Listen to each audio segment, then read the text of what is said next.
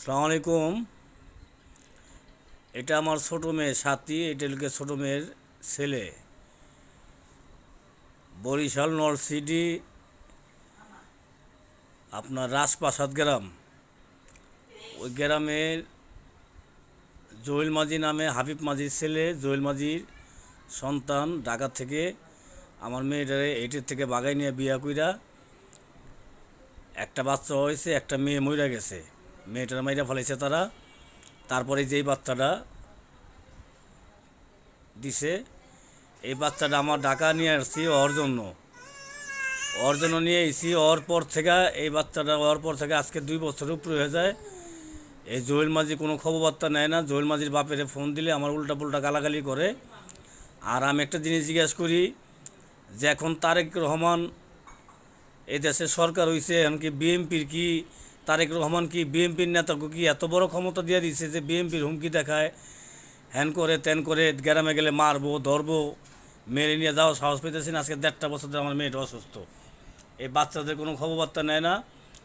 আজকে তারিখ হইল গিয়ে আপনার এই আজকে কয় তারিখ? আজকে হইল গিয়া আজকে কয় তারিখ?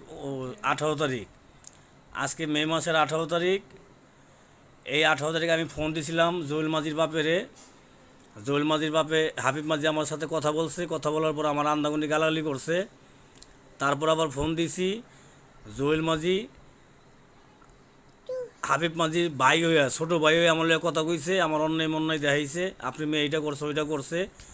যাই হোক, পরে আমার গালালি করে মোবাইল রেখে দিছে। আমার কইছে যা পড়স তাই করগা, এখন বিএনপি সরকার ক্ষমতায়, অত চিন্তা করিস না, তুই 2টা নাতি আমার দিয়ে দে, তোর মাইয়া তুই রেখা দে। এইভাবে কথা বলছে। আর বলছে তুই বরিশালে তোর মারমু। এখন আমি কোরবানির আগে যখন আজকে 18 তারিখ আমি কোরবানির পরে যামু, আমি এই দেশের বিএনপি সরকার তারেক রহমানকে জানাইতেছি আমার এই মেয়েটার সঠিক বিচার, যদি আমার অপরাধ থাকে, আমার মেয়ের অন্য হয়ে থাকে, তাহলে আমার বিচার করবেন। আর যদি জহিল মাঝি হাবিব মাঝির কোনো অপরাধ থাকে তাহলে তাদের বিচারটা করবেন। দয়া করে যারা ভিডিওটা দেখবেন একটু শেয়ার করে দিবেন, যাতে এই ভিডিওটা তারেক রহমানের কাছে যায়। আর তারেক রহমান সাহেবের কাছে গেলে, মাননীয় প্রেসিডেন্ট আপনার কাছে গেলে আপনি দয়া করে নলছিটি থানার ওসিকে বলে দিবেন আমি কোরবানির পর আমার এই মেরে নিয়ে যাব, যাতে আমার এই বিচারটা যাতে কইরা দেয় তারা। যাতে ওরা বাপ পোতে খুব গ্রামের ভিতরে খুব ক্ষমতা দেখাইতেছে, আমার যেভাবে দিব না, মারবো ধরবো, হ্যান করবো ত্যান করবো। এই মেয়েটা আমার 1.5 বছর অসুস্থ, একটা টাকা দিয়ে আমার মেয়ের জিজ্ঞাসা করে না। আর এই বাচ্চাগুলোর কোনো খবর বার্তা নেয় না।